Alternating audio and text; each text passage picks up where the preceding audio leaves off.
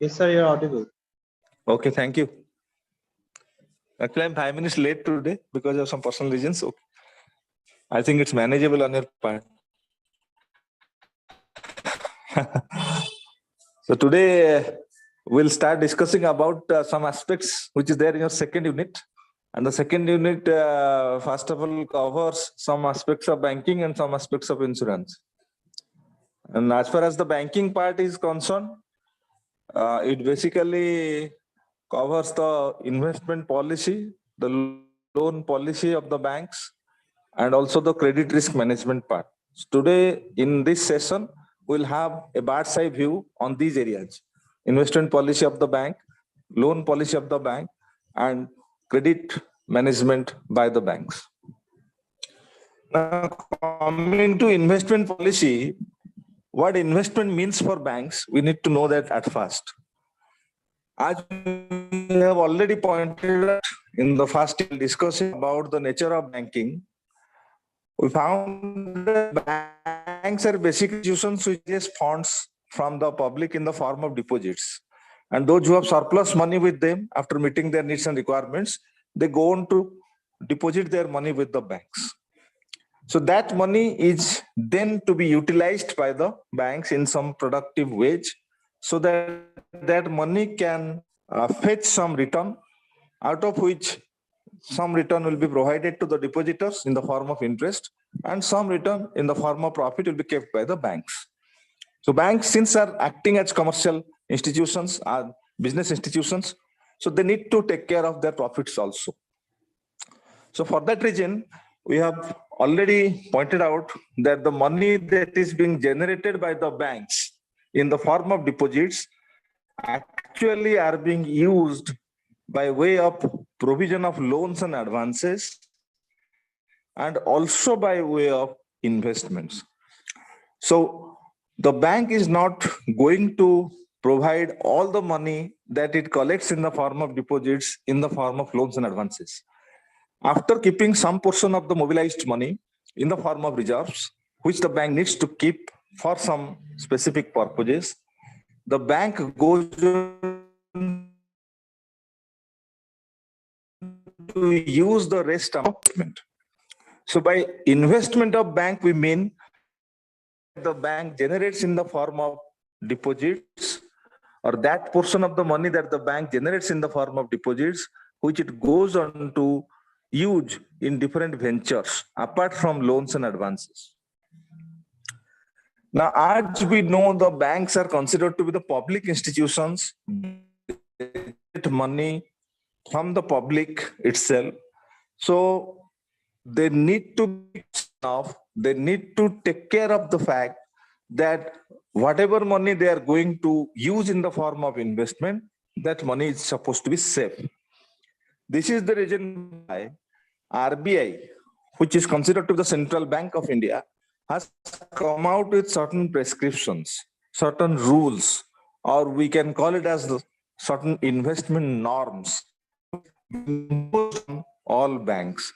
So while trying to invest money, the banks need to follow these investment norms.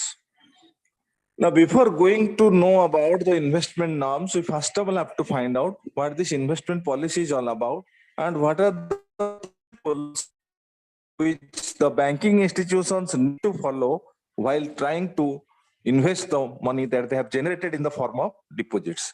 So for that, I'm going to share my screen with you. You can take the screenshot of those slides so that it will be easier on your part to understand what the investment policy of the bank is all about.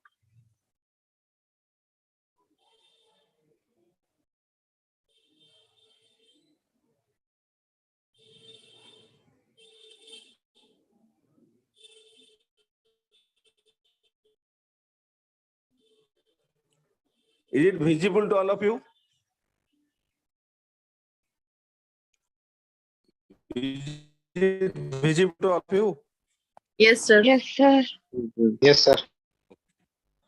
So this slide indicates that whenever the banks thinks of investing the money that it has generated in the form of deposits, it has to have some policies for it.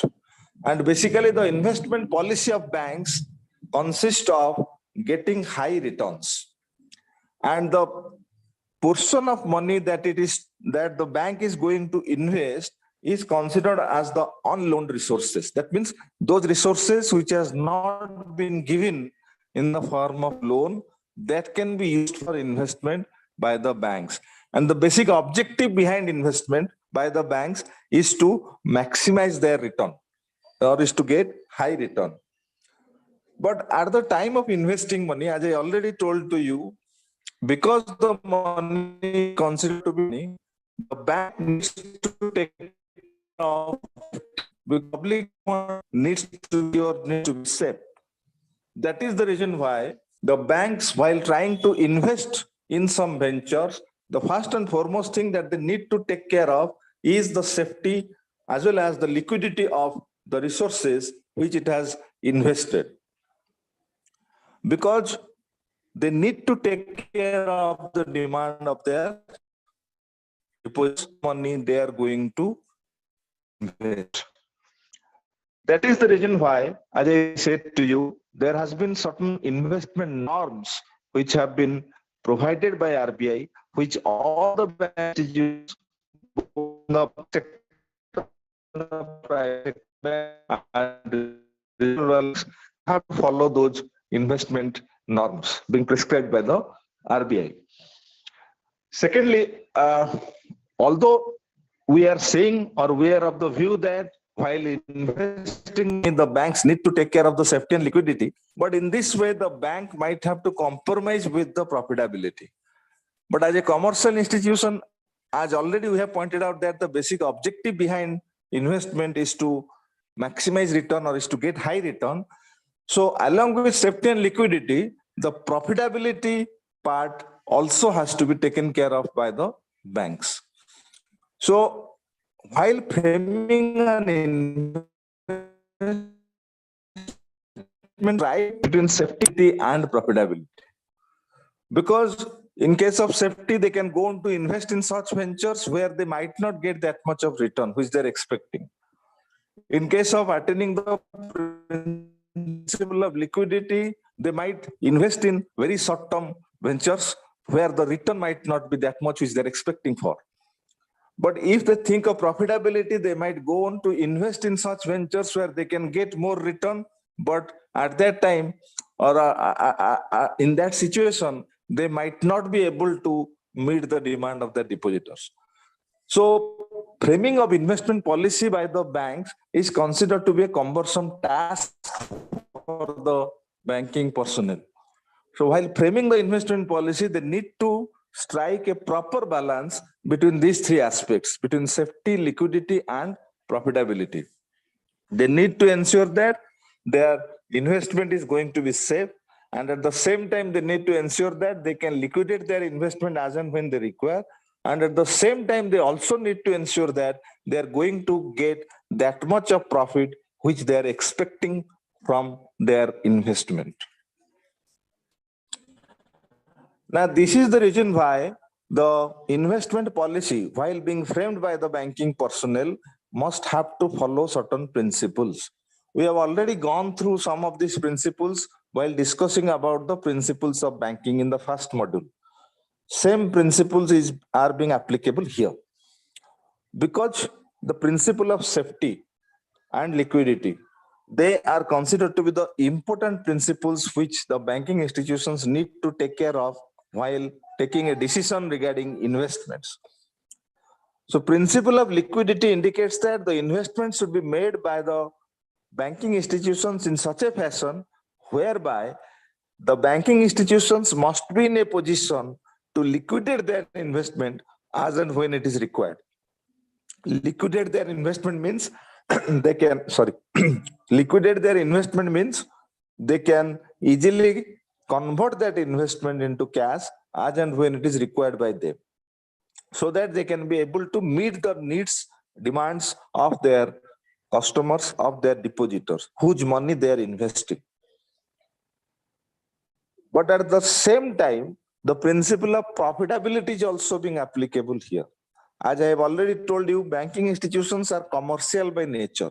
So being a commercial institutions, they cannot compromise on profit, because it is the profitability of the banks which ultimately will attract more and more customers. Because when customers think of investing their money in the form of deposits, they are looking at those banks which are running on profit, which can give them maximum return. So unless and until the banks are running on profits, they cannot win the faith and trust of the customers. That is the reason why every bank, being commercial by nature, needs to ensure that they are a profit-making institution. So for that reason, while in framing an investment policy, they should frame it in such a fashion whereby they must go on to invest in such ventures whereby they can ensure of getting that much of profit which they are expecting for. So that principle of profitability also has to be followed by the banking institutions. But if you look at these two principles, that is principle of liquidity and principle of profitability, both these principles seem to conflict with each other. On the one hand, we are saying investments should be made where they can be liquidated at any point of time, as and when it is required by the banking institutions. And on the other hand, we are saying the banking institutions must go on to invest their money in such a fashion whereby they can generate more profit. So this is not practically possible. But thing is that a balance has to be struck between these two principles while framing the investment policy. That is the reason why the RBI has come out with certain investment norms, whereby the investment norm says that the banking institutions can invest in those prescribed ventures which have been prescribed by RBI. As a result of which, you can find that the investment norms of RBI, which is being imposed on all the banking institutions for getting some help while formulating an investment policy for them, the prescriptions suggest that the banking institutions must invest minimum 25% of their investable fund in pure government securities. Thereby, they can abide by the principle of liquidity, principle of safety, and at the same time, the principle of profitability. Because when they go on to invest in government securities, their money is supposed to be safe. Although government securities might not provide that much of return, but some return will definitely be given through the government securities.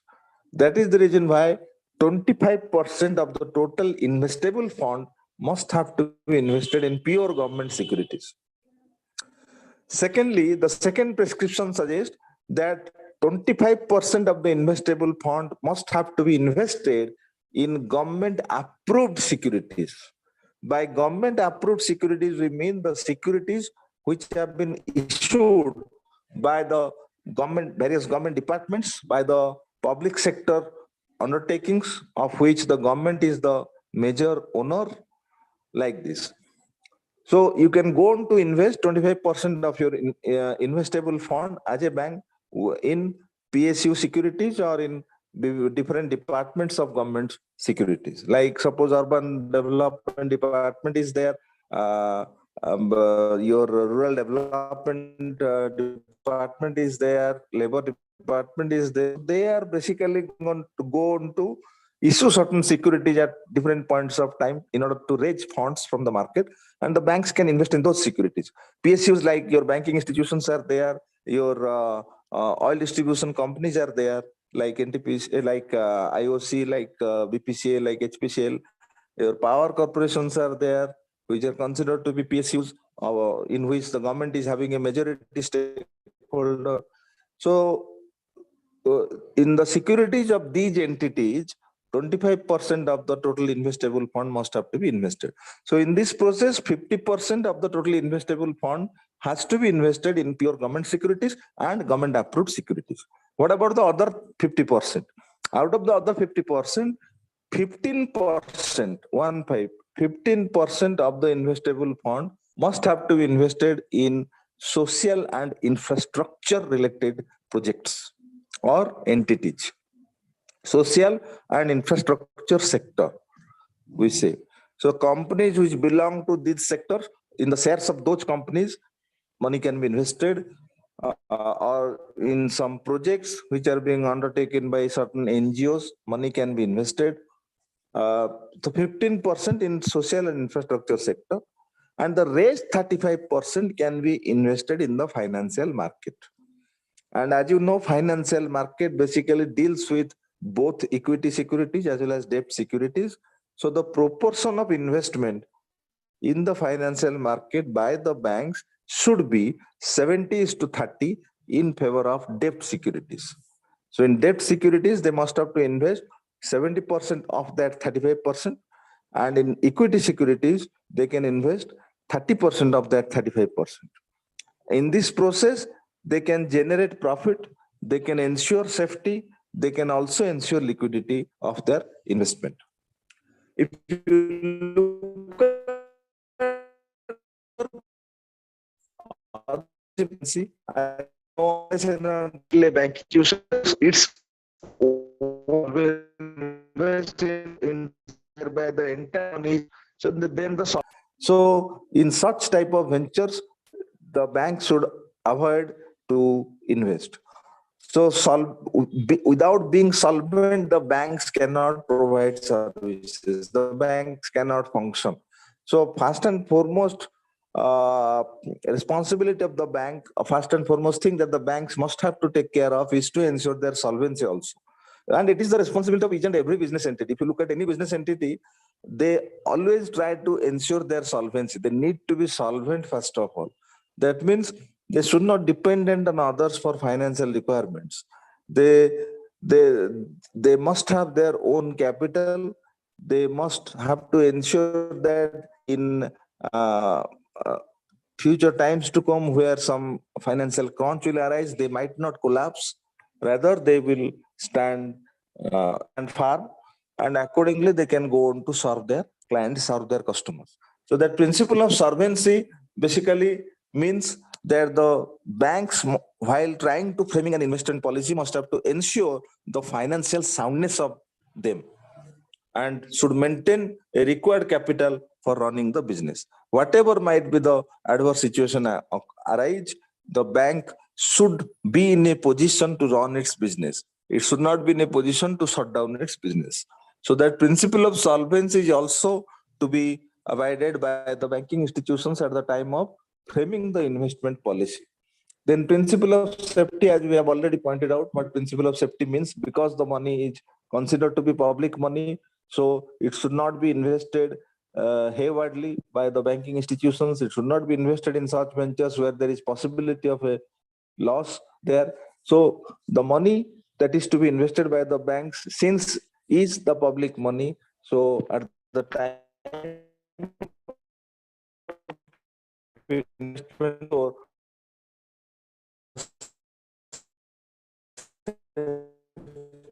of those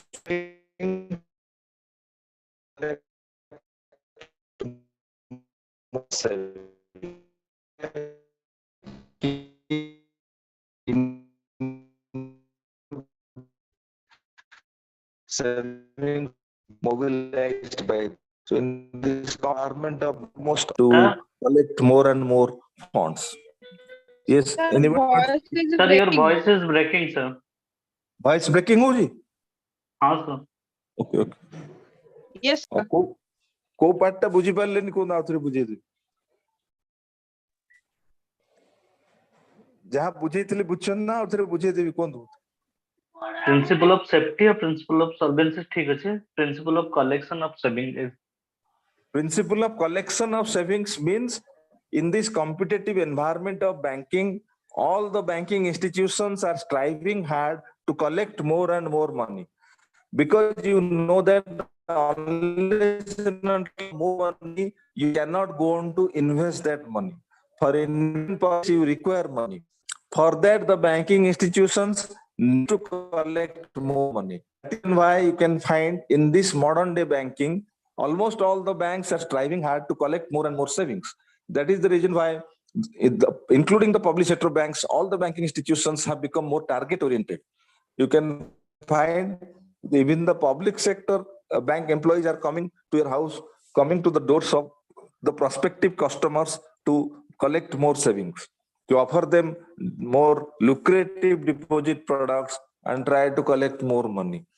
So that principle of collection of savings indicate that for investment to be done, more money is required and more money can be generated through collection of more savings. Then principle of loan and investment policy, that means the bank must have to use the fund that it has generated by way of deposits in the form of loans as well as in the form of investment. So they should have a separate loan policy and they should have a separate investment policy. Then principle of economy, commercial banks never go for any unnecessary expenditure. That means whatever expenditure they are making, they need to ensure that it is a valid expenditure, it is a relevant expenditure. No wastage of money should be done by the commercial banks because they are dealing with the public money. So that principle of economy suggests that at the time of framing investment policy, at the time of framing loan policies, the banking institutions must have to ensure that they are not going to waste any of their expenditures. Therefore, at the time of framing the investment policy, those avenues of investment to be applied properly, where sir, clearly these are the different. Suna jauni? So your voice is breaking. Maybe some network problem is there. Okay, I'm trying my level best. Okay. So I'm of the view that all these principles are of utmost importance while framing the investment policy by the banking institutions. These principles help the banks to ensure a proper investment policy. And these are the principles which guide the banking institutions for framing a proper investment policy. Clear? So Sir? this is all regard to investment policy. Anything else? Sir? At the time of investment policy by the bank, what type of expenses are arise that banks are interested to squeeze that? You say na, in the principle of economic, banks are always try to save the wastage expenses. Sir, at the time of lending, what type of expenses are arise? Can you give some example for that? What type of expenses, wastage of money arises in case of lending or in case of investment? Investment policy, sir. Investment जेतबे planning करूची सेतबे को type of ताको expenses तागरे माने create करे जाको bank चाहे avoid करिबा पई. Here basically we refer to, you need to identify those investments where you can ensure that these investments are going to fetch you return. So you should have to identify those avenues. There are different types of investment, different avenues for investments where there is a possibility of loss also. So the banking institutions at the time of framing the investment policy must have to do away with those avenues which has a possibility to provide loss. So you should not go for that as a public institution because you are dealing with public money. So that would be a wastage of money. Suppose a new company has emerged and the director of that company has a nexus with the banking personnel, and the banking personnel who are at the helm of affairs of framing the investment policy, suppose insist that they should go on to invest in the securities of that particular company. But that company is a new company and there is no guarantee that their company will grow. So without knowing the details of that company, without going into the prospects of that company over the coming periods, you cannot go on to invest there. Only because you have a good nexus with that company, you cannot do that. So that will be a wastage of expenditure. That is the reason why at the time of framing investment policy, those who are in the policy making body, they need to ensure that whatever avenues they are finding for investment purposes, those avenues are very less chance of providing loss. Otherwise, their expenditure will be considered to be a wastage of expenditure, wastage of money, wastage of investment. Got it? Okay, sir. Right. Now coming to the loan policy, because as we know, the major source of the banks is none other than the interest that they earn from the loans and advances that they make. And loan policy is different from investment. Investment is being done in some other avenues, and loan is being provided either to the individuals who are in requirement of money or to the corporate houses who are in requirement of bank to the as well as to the. While talking about loans of banks, you can find that the loans can either be in the form of retail loan or it can be in the form of business loan. Therefore, when loan policy is to be framed, the banking institutions must have to be clear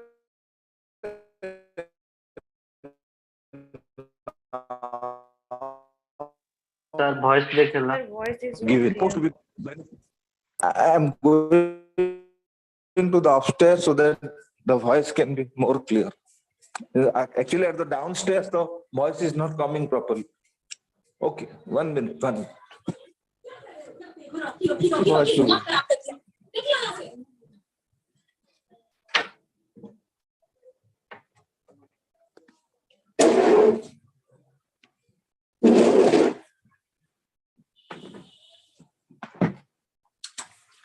Hello, is it audible now?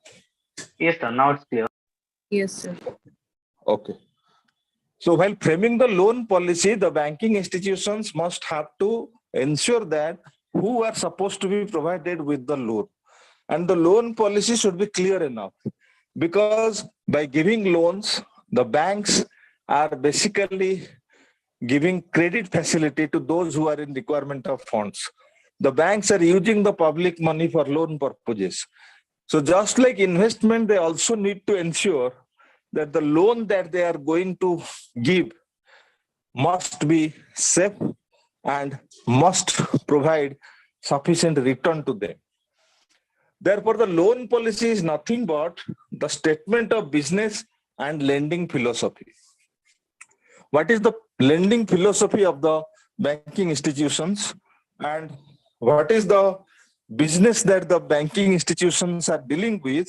A statement of that business and lending philosophy is being constituted by the loan policy. Your loan policy basically reflects what type of business you want to be associated with and what type of lending philosophy you have as a banking institution.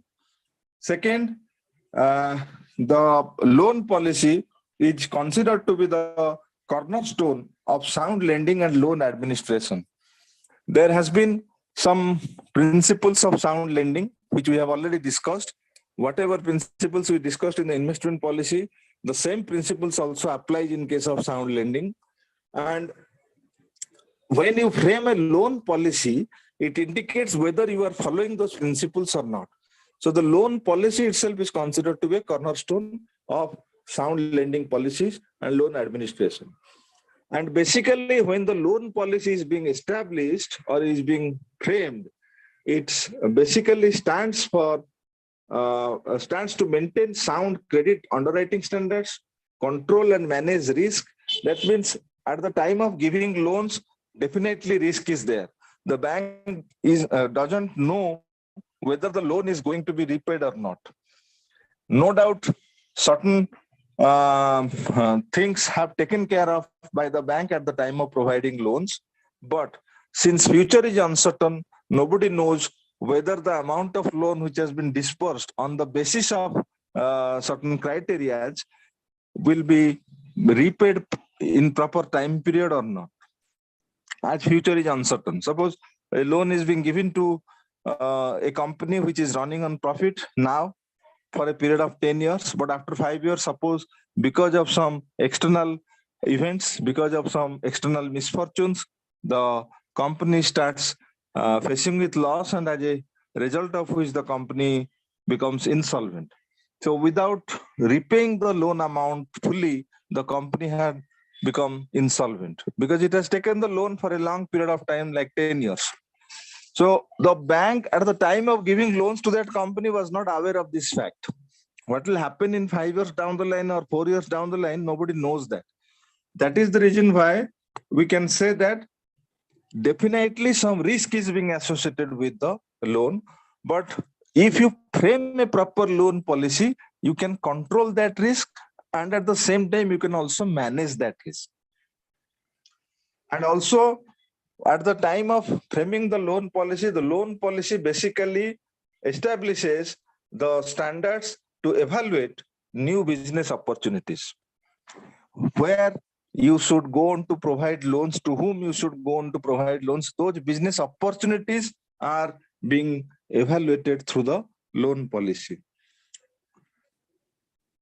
In common loan policy provisions, these are the common loan policy provisions. We have, you can provide general loans where we say that either to the general fields or what type of lending you are dealing with.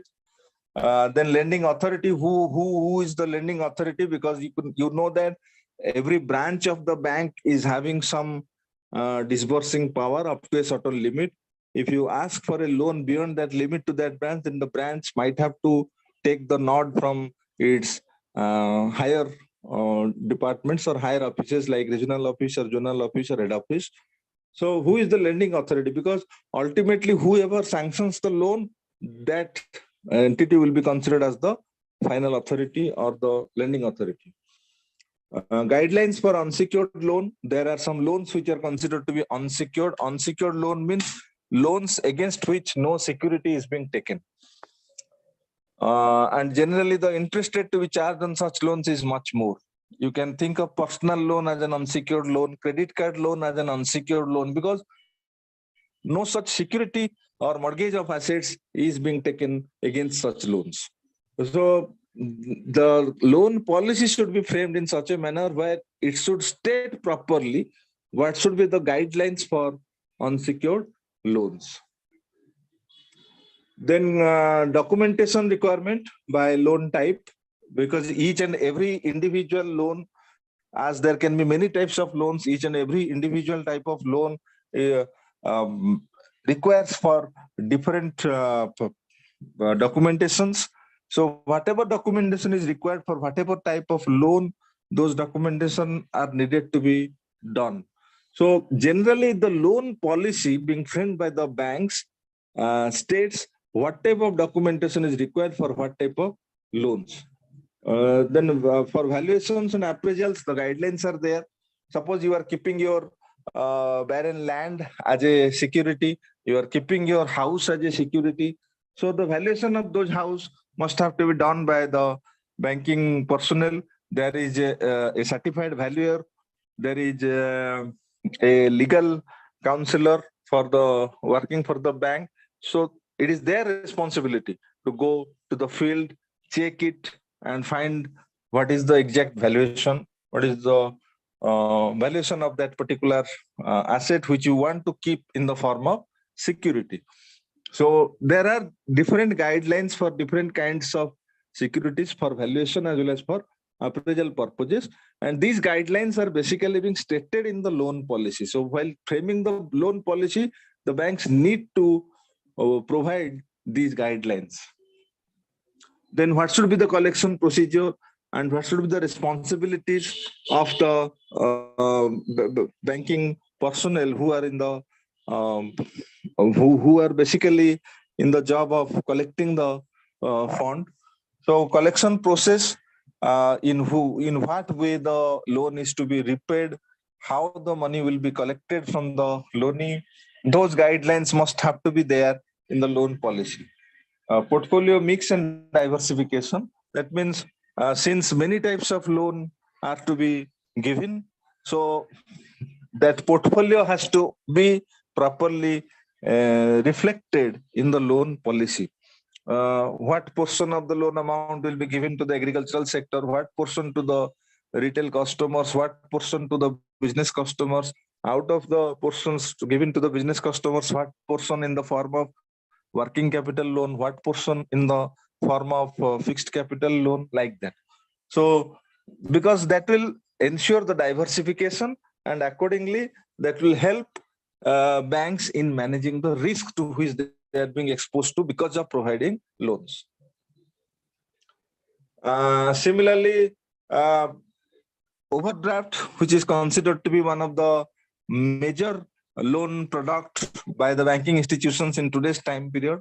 And overdraft basically is being given, as you know, to the current account holders who are none other than the business entities to tide over their temporary mismatches in cash flow over a period of 1 year. So what much of overdraft limit should be given to the respective business entities, and accordingly how the approval of overdraft should be done. All these things are needed to be furnished in the loan policy also. Then concentrations, the concentrations means the loan policy should entail on which type of entities the banking institutions actually concentrate more. As you know, as per government regulations, 22 to 40%, 22 to 40% of the loan amount should be disbursed to the agriculture sector and allied sectors. So the concentration of the loan amount is more in agriculture and allied sectors, because ultimately 40% of the loan amount is being given to this sector and the rest 60% is given to all other sectors. So that on what the loan policy concentrates more, that should be reflected in the loan policy also. Why it is more important? Why we consider loan policies are more important to the banking institutions?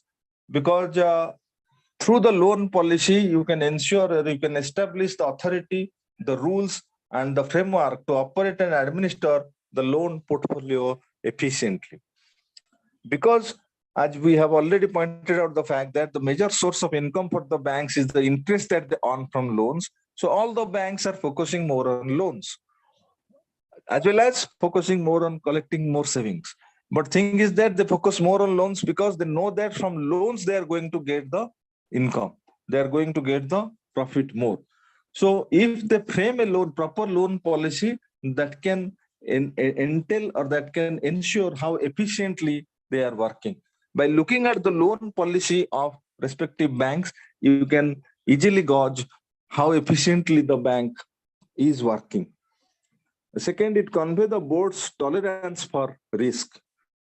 Because risk is an important factor which is needed to be controlled, needed to be managed properly. So the board of directors, which is at the apex of the decision-making authority of the bank, so their tolerance for risk can be judged through the loan policy. To what extent they are tolerant to the risk, or up to what quantum of risk they can bear. That is being reflected in the loan policy, and provide for measurable goals and standards. Through the loan policy, certain goals and certain standards are being set, and when we go on to measure those goals, measure those standards, that can be done by looking at the loan policy. These are the reasons for which the loan policy is supposed to be much more important for every banking institutions. Now, when you think of the loan, basically the loan, we call it as the credit facility being given by the banking institutions. So at the time of providing loans, these are the 5 P's which all the banking institutions must have to follow. And the 5 P's basically stands for your people, purpose, payment, protection, and prospects. What these 5 P's are all about, we will just discuss in a nutshell. People means who are the ultimate borrowers, to whom ultimately the credit will be given by the banks. So who is the borrower and what is their ability or willingness to pay? For that, as a banking institution, while at the time of framing loan policy, you need to identify the type of business or type of industry, so that from that identification, you can segregate whom to give, whom not to give. Organizational structure, payment history with your institution or any other, the credit report, which generally the banks get from the government institutions, because all your credit history is there being recorded. Then information from other lenders or parties. So all these things are needed before you give credit to people. So when you try to identify the people whom you will give credit, you need to go through these criteria. And accordingly, you need to identify who are the people, whether individual or business entities, whom you are supposed to provide loans. Then purpose. So whenever, as I said to you, loan is basically being taken for meeting the financial requirement. So financial requirement is basically related to some purpose. Definitely there has to be some purpose for which there is a requirement of finance and for which you are in requirement of loan. So what will be the money to be used for? If at all the loan will be given to these people, what will be the money to be used for? So in that case, the loan policy or at the time of framing the loan policy, the policy makers must have to focus on these areas. Purchase of specific assets, whether it is related to purchase of specific assets, because for that the loan amount might be different, the loan terms and conditions might be different, the repayment schedule might be different. Similarly, whether it is for general working capital, which generally is being associated with the business entities, not with individual entities, or it is for asset-based lending, or for refinance, or refinancing, or for consistency with people. These things are to be taken care of before you frame the loan policy. Then payment, what are the terms and borrower's ability to pay? The payment mode and the ability to pay of the loanee must have to be properly spelled out in the loan policy, which basically is related to the terms of debt, the source of repayment, the income to debt service requirements, living expenses, other sources of income, because you cannot expect a person to repay the entire amount of money that he or she is earning. Because if you are earning 20,000 rupees, you need minimum 70 to 80% of that 20,000 rupees for your livelihood, for your own expenses, for the expenses of your family members who are dependent on you. So generally what happens, while framing loan policies, particularly if you think of individual loanees, the banking institutions basically gauge, or they basically expect that 25 to 30% of the monthly income can be used towards repayment of the loan, not more than that, because the rest 70% is to meet the expenses of the loanee as well as the family members of the loanee who are dependent on it. Not only the present expenses, but for future expenses they need to save also. So they cannot go on to repay the entire amount that they earn. So that is why the living expenses also is needed to be taken care of, because as you know, from city to city, from area to area, the living expenses differs. So if you are earning for the 20,000 rupees living in Bhubaneswar, that is not the same if another person is earning 20,000 and living in a small town like Puri or small town like Bargarh. So in that case, in repayment system, is there any policy in banks that customer have a FR policy, fixed obligation on income ratio? How, and it is, if it is fixed, then how many percentage? You say na, if 70% is from his 70% is his family expenses, that 20% is the obligation. But 20 is to there any 30%, maximum up to 30% is the obligation. 30%. Okay. Maximum 30%. It differs from city to city, as I said to you, because your living expenses differs from city to city.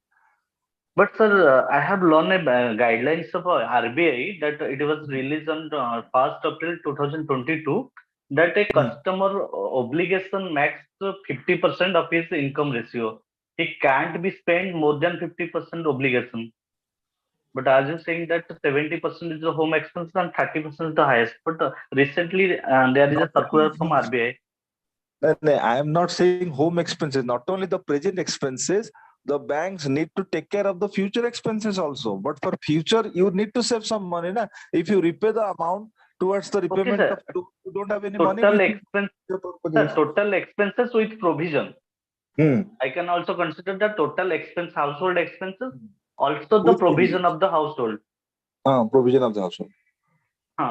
So ये दीटा जगह micellar पर भी RBI guidelines अनुसार कि गोटे लोक 50% तार obligation नहीं परिवो.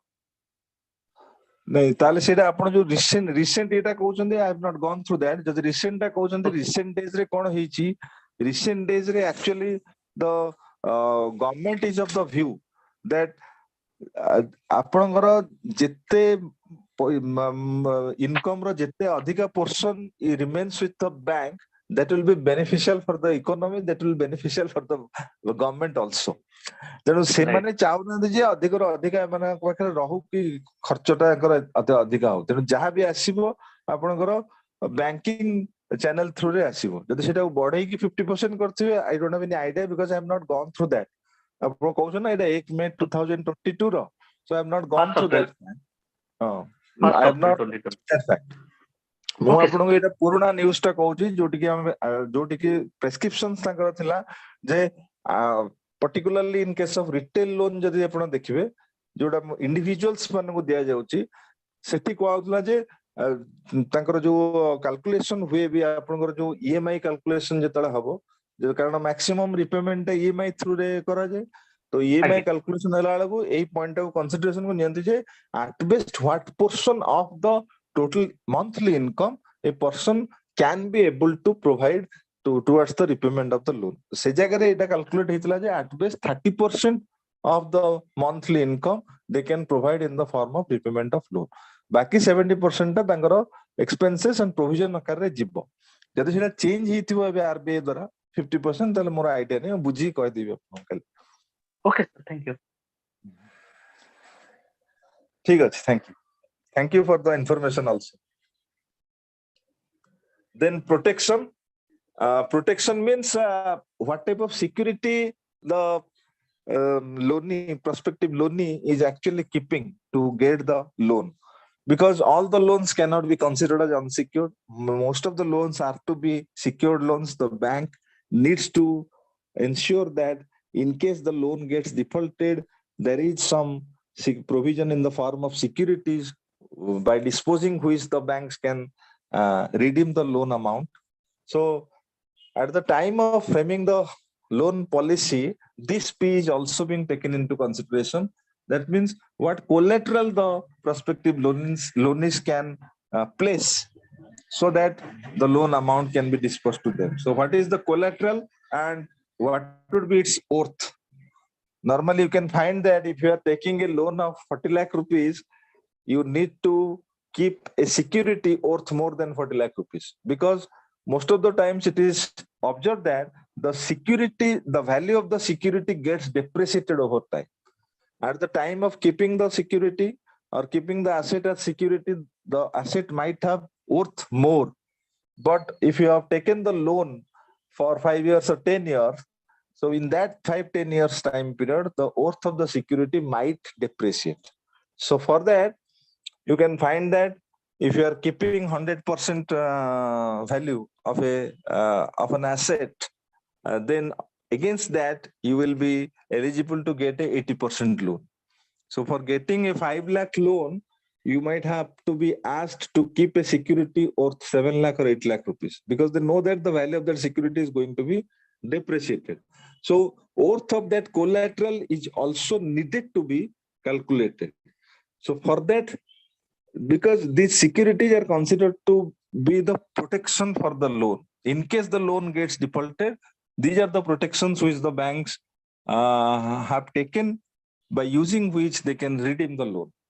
So the protection should be in the form of lien. Lien means the right, because originally the security is under the ownership of the loanee, while the security is being kept, while the asset is being kept in the form of security, the ownership temporarily shifts to the banks. In case the loan against which the security has been kept as the asset has been kept as security, in case the loan gets defaulted or in case the loan doesn't get repaid, then automatically the full ownership of that asset will be in the name of the bank.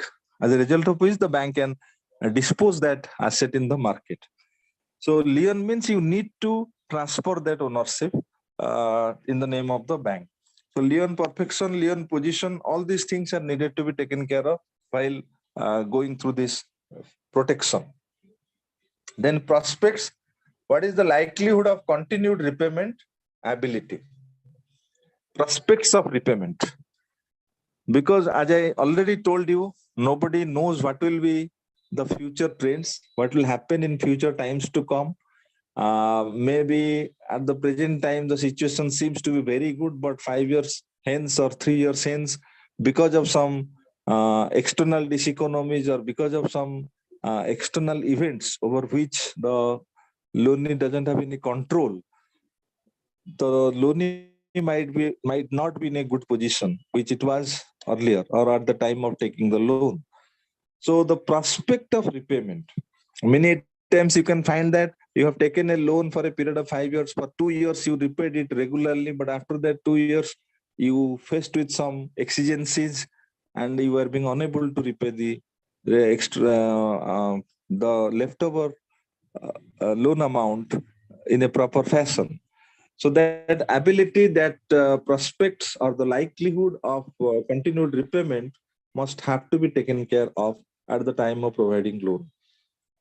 So these are the different P's which are needed to be taken care of by the banking institutions at the time of framing the loan policy. We'll discuss the other things in the next class. I think all of you are being clear over this investment policy and loan policy. The other parts we'll discuss in the Wednesday class, so that we'll complete that. Have you all got the first module notes? Because sir has already shared that in the group. Yes, sir. Yes, sir. Okay. Thank you all. Thank you for your patience here. Sir, can you show the purpose slide again? Yeah. Purpose. Yes. Is it okay? Yes, sir. Sir, Thank you, sir. I have a little bit doubt. In the Yeah. you mentioned in the 5P, people is the first one, na? Sir, in some of time I saw in the loan application or the agreement, it is mentioned as the customer. Some of time it's mentioned as the client. Some of time it is mentioned as the borrower. So I cannot find the difference between all these words. Can you please elaborate?